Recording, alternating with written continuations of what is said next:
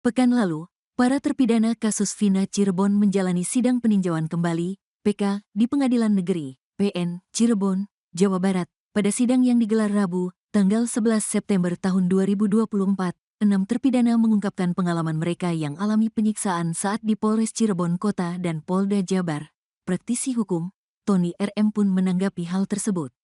Ia mendesak Mabes Polri untuk segera umumkan hasil penyelidikan tim khusus yang sudah berjalan selama 2 bulan lebih. Tony RM menilai, Polri lambat untuk menyampaikan hasil penyelidikan dari tim khusus ini. Pengungkapan kasus Vina oleh tim khusus Mabes Polri saya nilai memang sangat lama, karena sudah 2 bulan lebih Mabes Polri belum juga mengumumkan hasilnya. Padahal publik menanti, publik menunggu, ujar Tony RM. Senin, tanggal 16 September tahun 2024. Kuasa hukum Peggy Setiawan ini juga mengatakan, pengungkapan penyiksaan oleh para terpidana ini harusnya tak terjadi apabila tim khusus Mabes Polri bertindak cepat dalam menyampaikan hasil penyelidikan. Menurut saya, tim khusus Mabes Polri harus segera mengumumkan hasilnya. Jangan sampai para terpidana ini keburu membongkar ke publik melalui persidangan PK, ujar Tony RM, dikutip dari tribunjabar.id. Tim khusus dari Mabes Polri, lanjut Tony, dianggap mampu mengungkap lebih dulu sebelum para terpidana membeberkan kesaksian di sidang. Apabila hal tersebut terjadi, maka akan menjadi prestasi luar biasa. Meski begitu, ia tetap berharap Mabes Polri bisa memanfaatkan keterangan dari para terpidana sebagai petunjuk untuk memperdalam penyelidikan.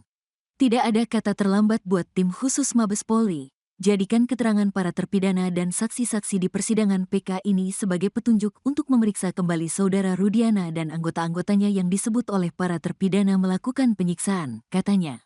Diwartakan sebelumnya, ada satu orang yang mengaku ikut melakukan penganiayaan terhadap para terpidana kasus Vina Cirebon.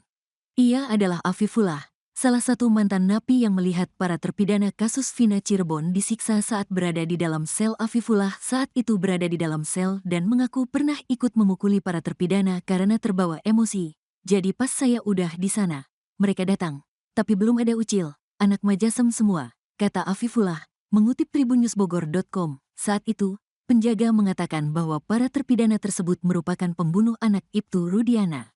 Penjaga itu pun ngomong ceweknya lagi sekarat diperkosa. Otomatis semua tahanan emosi, jadinya kesel, tutur dia. Ia mengatakan, kala itu, setiap malam para terpidana disiksa oleh polisi. Seingat saya itu mereka suruh jongkok.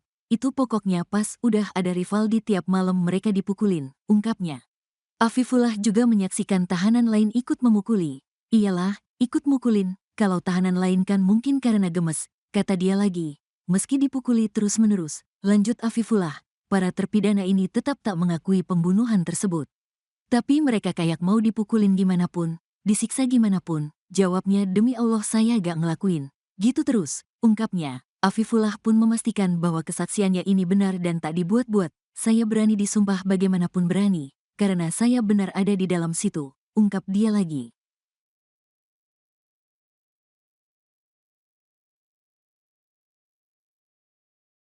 Sidang peninjauan kembali, PK, 6 terpidana kasus Vina Cirebon di Pengadilan Negeri Cirebon telah memasuki sidang kelima.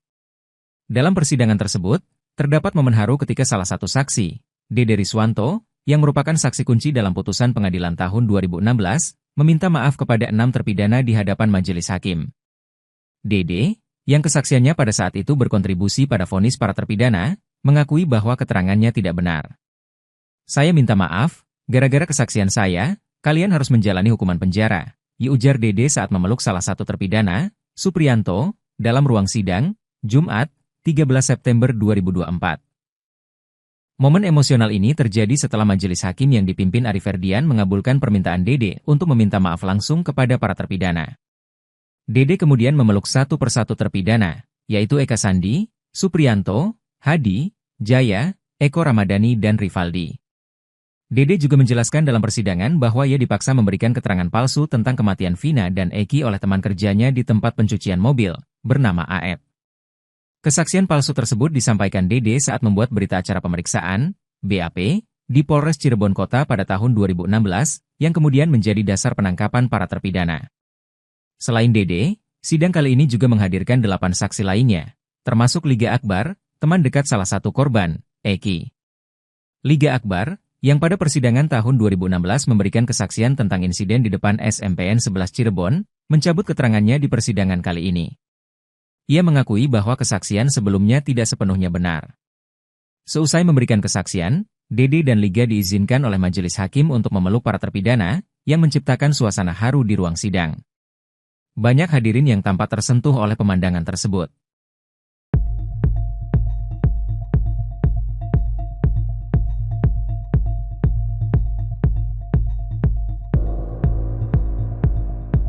Sidang kemarin itu, gue cuma greget soal Liga Akbar itu, jadi kayak...